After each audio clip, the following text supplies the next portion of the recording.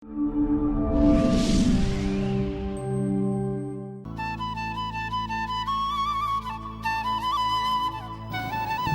വയസ്സിൻ്റെ യൗവനത്തിലൂടെ സഞ്ചരിക്കുന്ന ഈ പാർത്ഥൻ്റെ ജന്മദേശം ബീഹാറാണ്.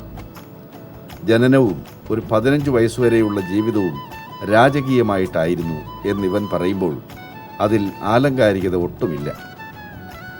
അല്ലെങ്കിൽ തന്നെ ഒന്ന് ശ്രദ്ധിച്ചാൽ അറിയാമല്ലോ, ഈ നടത്തത്തിലും തുമ്പിയിളക്കലിലും ചെവിയാട്ടലിലുമെല്ലാം ഒരു രാജകീയതയുണ്ട്. അതെ, അക്കാലം ഓർക്കുന്നത് പാർത്ഥൻ ഇപ്പോഴും ഹരം തന്നെ. മുന്നിൽ ഇതാ ഇങ്ങനെ വൈവിധ്യമാർന്ന ആഹാര സാധനങ്ങൾ വന്നു നിറയുമ്പോൾ ഇവൻ ഓർമ്മകളുടെ കടവത്തേക്ക് സാവധാനം തുഴഞ്ഞു പോകും. എന്തൊരു നല്ല കാലമായിരുന്നു അത്. ബീഹാറിൽ ജനിച്ചെങ്കിലും ഇവൻ രാജസ്ഥാനിലെ ഒരു രാജകുടുംബത്തിലാണ് വളർന്നത്. രാജകുടുംബാംഗങ്ങളുടെ സ്വന്തം ആനയായിരുന്നു ഇവൻ. പേര് ബാസ് ബഹാദൂർ. നോക്കൂ, പേരിലുമില്ലേ ഒരു കിടിലൻ ഗെറ്റപ്പ്. അക്കാലത്ത് രാജകുടുംബാംഗങ്ങൾക്ക് മാത്രമേ ഇവനെ കാണുവാനുള്ള അനുവാദമുണ്ടായിരുന്നുള്ളൂ. മറ്റാർക്കെങ്കിലും ഒന്ന് ഇവനെ കാണണമെന്ന് തോന്നിയാൽ തന്നെ നടക്കില്ല. രാജകുടുംബത്തിൻ്റെ ഐശ്വര്യമായിരുന്നു ഇവൻ. കത്തിച്ചു വെച്ച നിലവിളക്ക്.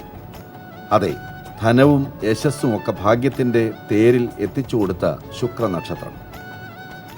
15 വർഷക്കാലം ആ ജീവിതം അങ്ങനെ രാജകീയമായി കഴിഞ്ഞു. സർവപ്രതാപത്തിൻ്റെയും അലങ്കാരങ്ങളുടെയും നടുവിൽ ഈ പാർത്ഥൻ അങ്ങനെ ബാസ് ബഹാദൂറായി തിളങ്ങി. യൗവനപ്രാപ്തിയുടെ ആദ്യ ലക്ഷണമായ മൊടനീര് വന്ന കാലം. പ്രായം മധുര 15. നല്ല ഭക്ഷണവും ജീവിത ചുറ്റുപാടുകളും. ഒന്നിനും ഒരു കുറവുമില്ല. ഇപ്പോഴും ഞാൻ പറയും, എൻ്റെ സകല ദൈവങ്ങളാണ് സത്യം, അന്ന് സംഭവിച്ചതൊന്നും ഞാൻ അറിഞ്ഞുകൊണ്ട് ചെയ്തതല്ല. ഇന്നും അതൊക്കെ ഓർക്കുമ്പോൾ എന്തോ ഒരു മരീചിക പോലുള്ള തോന്നലാണ്. പാർത്ഥനെ നമുക്ക് വിശ്വസിക്കാം. മതപ്പാടിൻ്റെ കാലത്ത് പോലും സമചിത്തത വിടാത്തവനാണല്ലോ ഇവൻ. എന്നിട്ടും ഇവൻ അറിയാതെ കാണിച്ചു പോയ എന്തൊക്കെയോ ചില പരാക്രമങ്ങൾ. അതിനെ പരാക്രമം എന്നൊന്നും പറയാനാവില്ല. പ്രത്യേകിച്ച് ഇന്നത്തെ പല കൊലകൊമ്പന്മാരും കാണിച്ചു കൂട്ടുന്ന കോപ്രായങ്ങളുമായി തട്ടിച്ചു നോക്കുമ്പോൾ. പാർത്ഥൻ ഇങ്ങനെയൊക്കെ പറയുമെങ്കിലും രാജകുടുംബക്കാർക്ക് അത് മനസ്സിലാകണമെന്നില്ലല്ലോ. 5-6 ചെടിച്ചട്ടികൾ വലിച്ചെറിയുകയും കൊട്ടാരത്തിന് പുറത്തേക്കോടി 4-5 കാളവണ്ടികളെയും ഒട്ടകക്കൂട്ടത്തെയുമെല്ലാം വിരട്ടിയതിന് കൊട്ടാരം ഇവനെ എന്നേക്കുമായി പുറത്താക്കി. ശരിക്കും ഒരു പർദീസ നഷ്ടം. കൊട്ടാരത്തിൽ നിന്നും തെരുവിലേക്ക് എന്ന് ആലങ്കാരികമായി പറയുന്നതല്ല. തുടർന്ന് ബാസ് ബഹാദൂർ എന്ന ഈ ആന അതാണ് കാണുകയും അനുഭവിക്കുകയും ചെയ്തത്. രാജസ്ഥാനിലെ പ്രതാപങ്ങൾ നിറഞ്ഞ കൊട്ടാരത്തിൽ നിന്നും ഇവൻ മൊടനീരിൻ്റെ നശിച്ച ഏനക്കേടുകൾ മാറിയപ്പോൾ നേരെ പോയത് രാജ്യ തലസ്ഥാനത്തേക്കാണ്. കച്ചവടക്കാരനുള്ള ഒരു ഹൃദയശൂന്യൻ ഇവനെ ശരിക്കും മുതലാക്കുവാൻ തന്നെ തീരുമാനിച്ചു. അയാൾ നോക്കിയപ്പോൾ സാധനം കൊള്ളാം. വെയിലും മഴയും ഒന്നും കണ്ട ലക്ഷണം പോലുമില്ല. നേരെ സർക്കസിനേക്കാളും ഗതികെട്ട ഒരു സഫാരി പാർക്കിലേക്ക് ഇവനെ കൊണ്ടുപോയി. മുതുകിൽ അമ്പാരി കെട്ടി വിനോദസഞ്ചാരികൾക്കായി ഉപയോഗിച്ചു.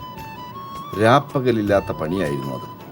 അന്ന് വരെ അനുഭവിച്ച എല്ലാ സുഖങ്ങളും ആവിയായിപ്പോയ ദിവസങ്ങൾ, വർഷങ്ങൾ. എത്ര കിട്ടിയാലും ആർത്തി തീരാത്ത ആനക്കാരൻ ഈ സാധുവിനെ ആവശ്യത്തിലേറെ പീഡിപ്പിച്ചു. ഒടുവിൽ ആ നരകത്തിൽ നിന്നും എങ്ങനെയോ രക്ഷപ്പെട്ടു. ഡൽഹിയിൽ നിന്നും ഇവൻ നേരെ വരുന്നത് കേരളത്തിൻ്റെ തണുപ്പിലേക്കാണ്. നാഗേരിമനയിലെ സ്നേഹനിർഭരമായ പരിചരണം ബാസ് ബഹാദൂറിൻ്റെ ശാപം നിറഞ്ഞ ഓർമ്മകളെപ്പോലും വലിച്ചെറിയുവാൻ ഇവന് കരുത്ത് നൽകി. അമിതമായ ശിക്ഷണ നടപടികളും ആവശ്യത്തിന് തീറ്റയും കിട്ടാതിരുന്ന ആ കാലം ഇവനെ വല്ലാതെ ശാരീരികമായും മാനസികമായും തകർത്തിരുന്നു. മുതുകിൽ കാണുന്ന ഈ അമ്പാരി തഴമ്പ് പോലും ആ കെട്ടകാലത്തിൻ്റെ കറുത്ത ശേഷിപ്പാണ്. തേച്ചാലും മായ്ച്ചാലും പോകാത്ത വടുക്കൾ. ശനിയുടെ കനത്ത അപഹാരം കഴിഞ്ഞതിൻ്റെ വലിയ ആശ്വാസത്തിലാണ് പാർത്ഥനിപ്പോൾ.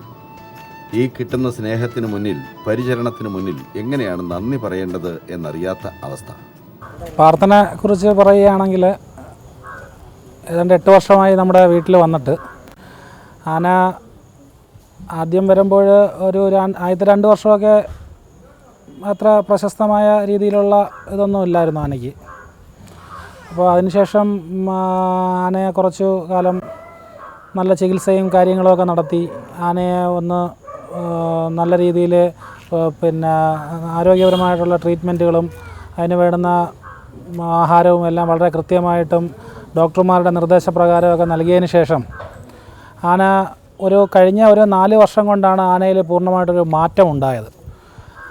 ഒരു കഴിഞ്ഞ 2 വർഷമായിട്ട് തെക്കൻ കേരളത്തിലും അതുപോലെ തന്നെ മറ്റ് സ്ഥലങ്ങളിലും ആന എഴുന്നള്ളിപ്പുകൾക്ക് സ്ഥിരമായി പോകാറുണ്ടായിരുന്നു.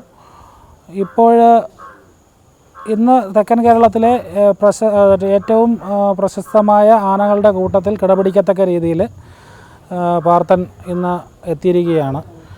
അപ്പോൾ ഏതാണ്ടൊരു വരും തലമുറയിൽ ഏറ്റവും നല്ല രീതിയിൽ കൊല്ലത്തെ ഉള്ളതിലും ഇന്ന് തെക്കൻ കേരളത്തിലുള്ളതിൽ ഏറ്റവും നല്ലൊരു ആനയായി മാറുമെന്നുള്ളതാണ് എൻ്റെ പ്രതീക്ഷ.